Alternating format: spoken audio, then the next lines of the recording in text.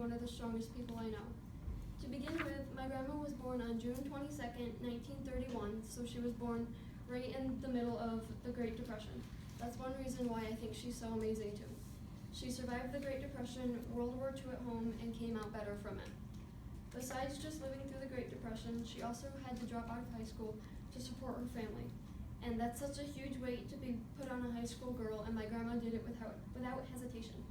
I'm sure she was upset by the idea of not getting to finish high school and not being able to see her friends, and as a teenage girl, she couldn't have that chance to goof off and grow up like we had the chance to.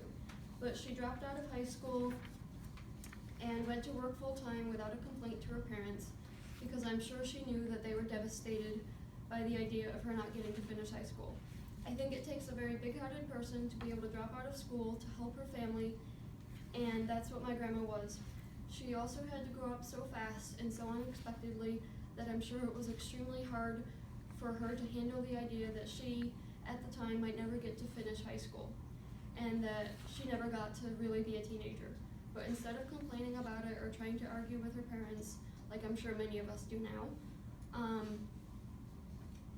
instead she figured that they knew best, and she knew that her parents were counting on her and did as she was told. She would have been so young when her parents had to make the decision to ask her to drop out, and that was something such a young person should never have to go through.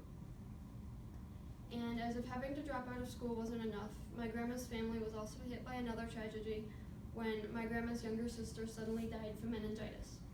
Now, having a younger sister of my own, be it not that much younger, I can still imagine the pain that my grandma must have experienced, having to see her own sister die and having to watch her younger sister, her friend, and her confidant be put to rest even before my grandma and her family got a chance to watch her grow up and see what their daughter and sister could have become. Another reason I believe my grandma to be an incredibly strong person is because when my mom met her, she was working at Beaver Right. That was a mill that used to be in Beaver River. She was still working to help her family, except now it was a family of her own. Both her and my grandpa worked full-time jobs, took care of their kids, and my grandma, besides working for full-time, took care of her two young boys, her husband, and her house without complaint. And this continued on into their older years as well, because our grandpa would eventually get sick during their senior years, and my grandma stood by him the entire time, going with him to appointments and just being there physically, mentally, and emotionally. Neither one of them was like the soft one in the relationship. They were each other's rock, and they continued that throughout their whole marriage. Lastly, and possibly the biggest reason I think my grandma is the strongest person I know is because shortly before I was born, she was starting to show very early signs of dementia, but she was still a happy, loving person that only wanted to take care of others around her. I never saw or heard her want anything for herself or ask for anything.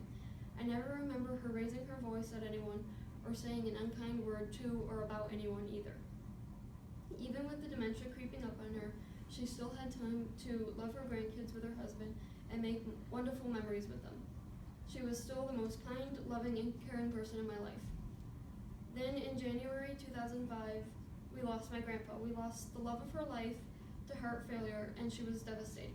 But even being as devastated as she was, somehow she still managed to push through the sadness and heartache to be there for her family for another 4 years before finally having to be admitted to a nursing home.